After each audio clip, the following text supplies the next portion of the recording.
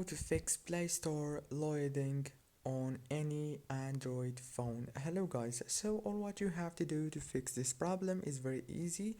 Go to settings on your phone and then go to the apps manager page, click on it and click on apps, and right here on this page you will find all the apps that you have on your phone. Click on the search bar and search for Google Play like this, and now click on Google Play Store right here, and then click on the storage and clear data and cache.